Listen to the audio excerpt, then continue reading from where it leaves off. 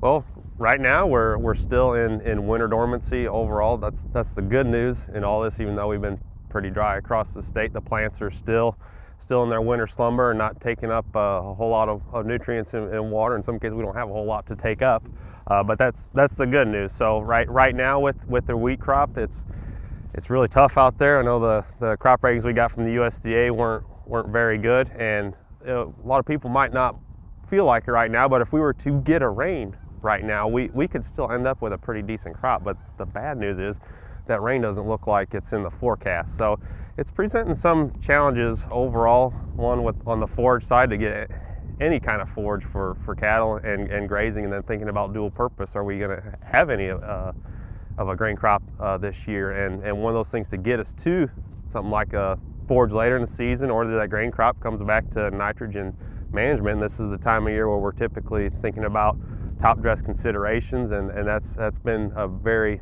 tough decision so far this year with how dry it's been.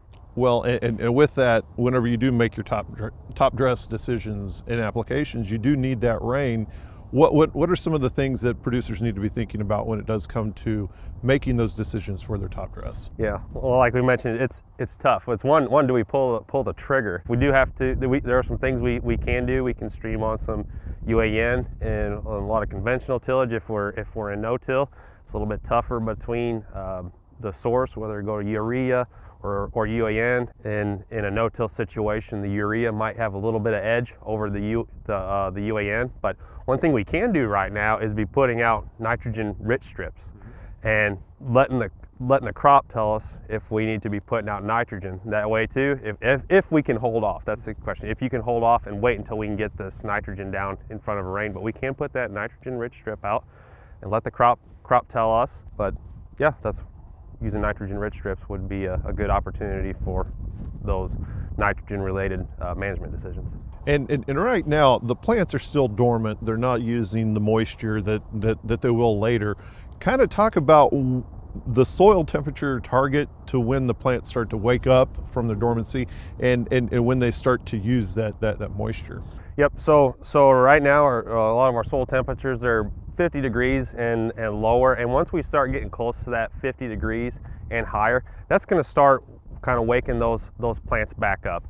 And right now, so you mentioned soil temperature, air temperature as well. The plants this is when they're most resilient to those, or resistant to those cold air temperatures. So we may see a little bit of leaf burning out there, and as long as that crown is still healthy and alive, those plants are still alive. They can still make it, even though it might not look as well above the soil surface.